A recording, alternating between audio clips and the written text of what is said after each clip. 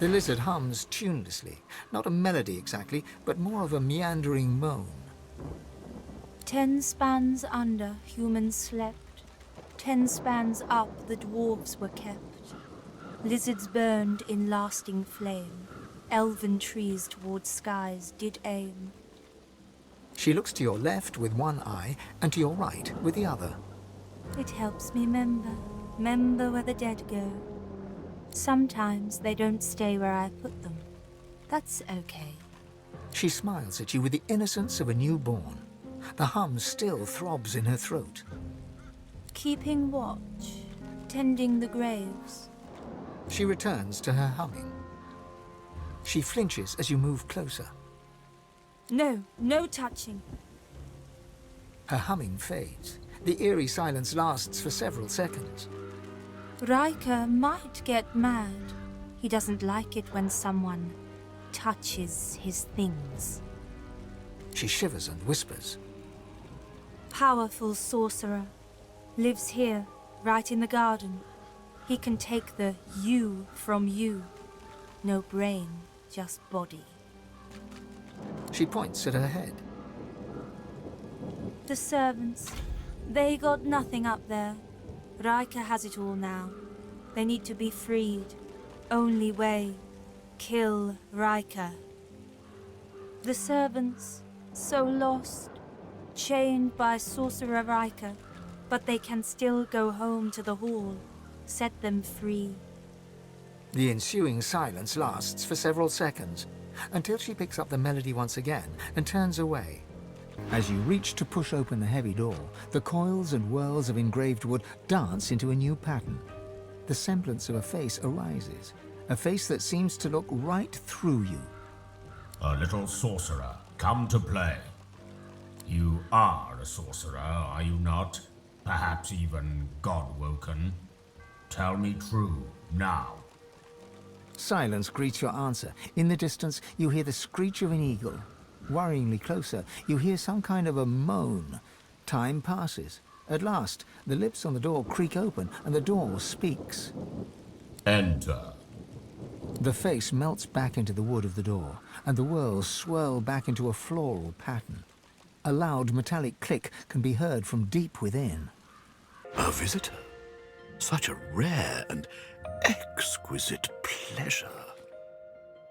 The elf tilts his head backwards, but his squinted eyes don't stray from yours. Call me Ryker. Please, do avail yourself of my creature comforts. You've surely come a long way.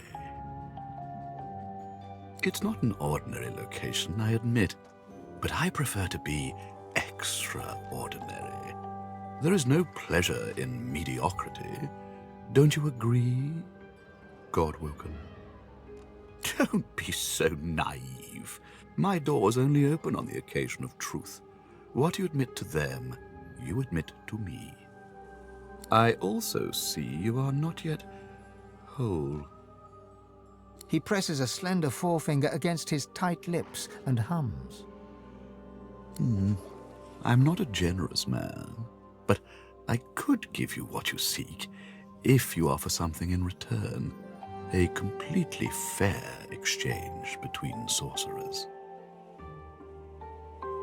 Let's not be so secretive, my dear. You're dying to show off those smoldering talents of yours. You just don't know how to handle them. I can help you with that. I can share my bond with the source with you, fill your well to the brim, make you a master. The rest of the story, well, it's yours to write. You must go to the Black Pits. There's a cavern there. In it, you'll find a stone tablet of considerable value. He points to the location on your map. Bring it to me. Dizziness. It lasts just a moment, but long enough for you to feel the demon's presence. You hear no words, yet understand. It's imperative you accept Ryker's bargain. The episode passes. Ryker is peering at you intently. He awaits your reply. It's a miracle of the ancients. Priceless, really, and powerful enough to draw the Magister's attentions. I won't bore you with further detail. Suffice it to say, it is safer in my hands than in theirs. A promise you'd best fulfill. Ryker bows his head deeply. Then you'll have the power you seek, if not the power that trumps it. There will always be one greater, you know. Now please, don't let me keep you. Tarquin. Ah, that must be the fellow I found snooping in unwanted places. There are some types, deceitful types, that don't deserve to be among a place of such treasure.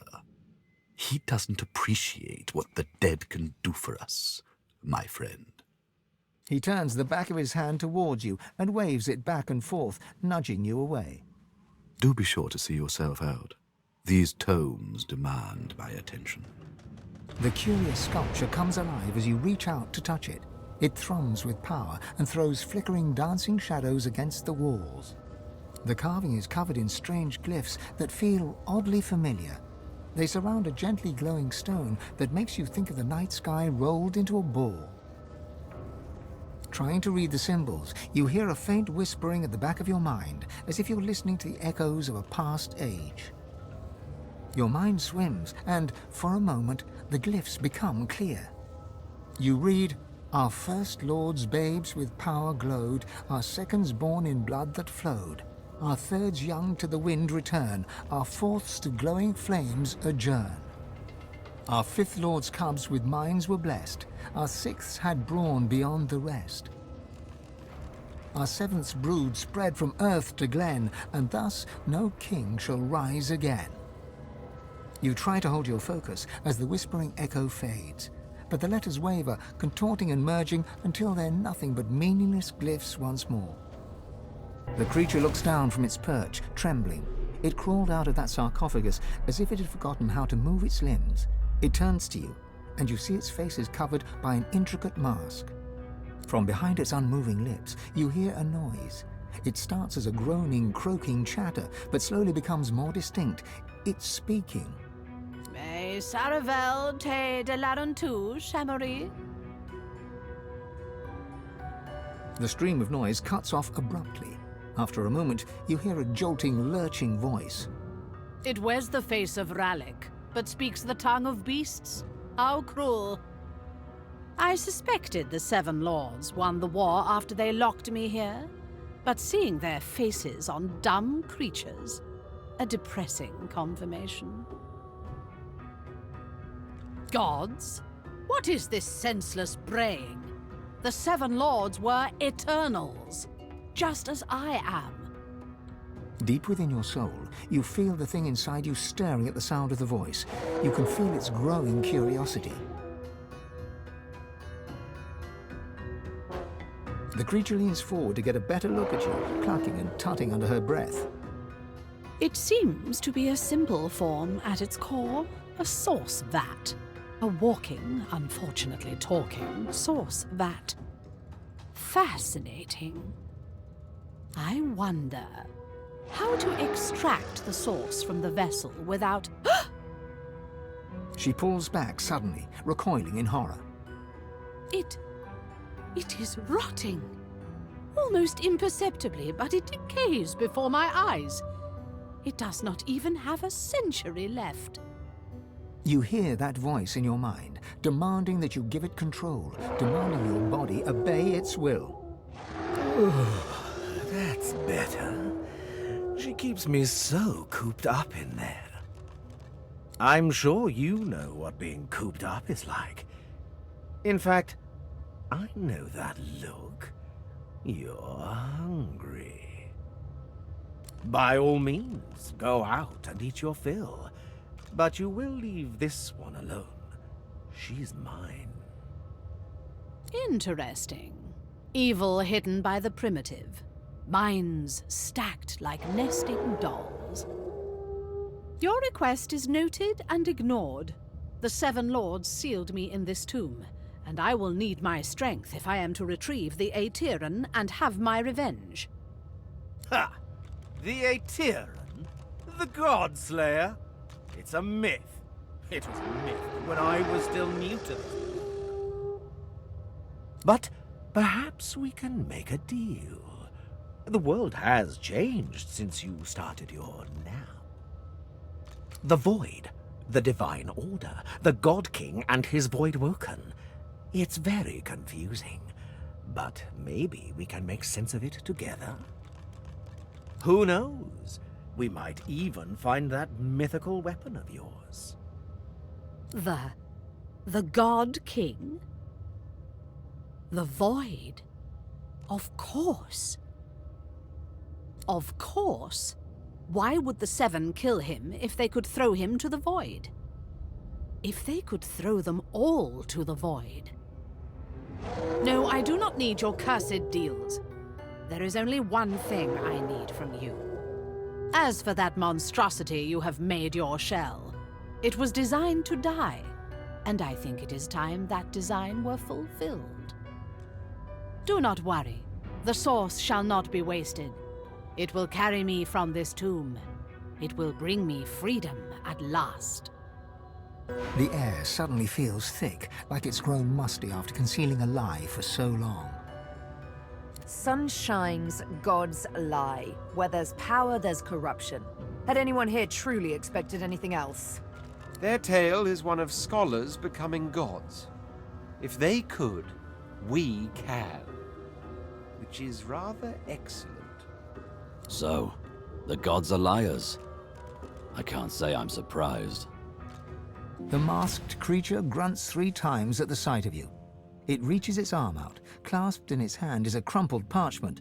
You take the page, and the servant returns to its hollow existence. There you are, Godwoken. I'm eager to hear your good news.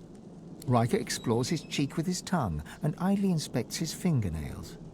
Fascinating story, if a bit melodramatic.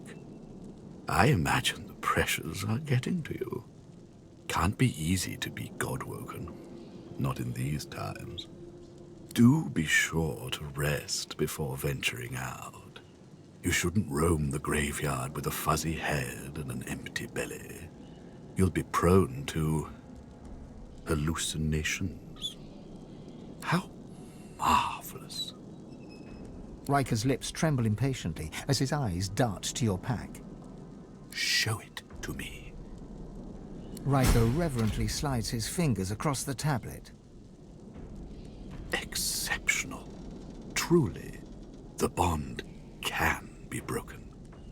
Our bargain is almost complete. I will teach you what I know. You will be bonded to the source. You will channel it in great volume. Ryker closes his eyes and spreads his arms, then begins to recite a vivid incantation. I call to the souls of the dead. Your remains, the stone garden's eternal burden, descend from the hall. Surrender your source to the vessel before me. Riker's voice grows even louder until his words echo from every crevice in the chamber. Swan and Rince, Crossley and Locke, Quincy, Keller, Harkwood, Haran. An essence yours no longer. Souls and source come forth. Cross to the void, so that she might awaken. The words wrap themselves around you, then slip through your pores. You feel as if you could skate upon water or leap among the clouds. You are no longer less, but more. It is done. I have brought something to nothing. Drink from the well of source, my friend. I have been true to my word. But you mustn't leave just yet. There is one other promise I need to keep. A shame it has to be this way. I was just getting fond of you. Once more, you feel your soul expand with raw source. Deep inside, your visitor calls for you again. You should perform the Meister's ritual one last time, here or in Siva's vault. She hums quietly. The notes move in rhythm with her wandering eyes. The lizard pauses, and a smile crosses her face. Me belongs to me. Servants belong to the hall. That's the way I like it. Her hum returns, soft at first, then blossoming into a full-fledged hymn. 10 spans under, humans slept. 10 spans up, the dwarves were kept.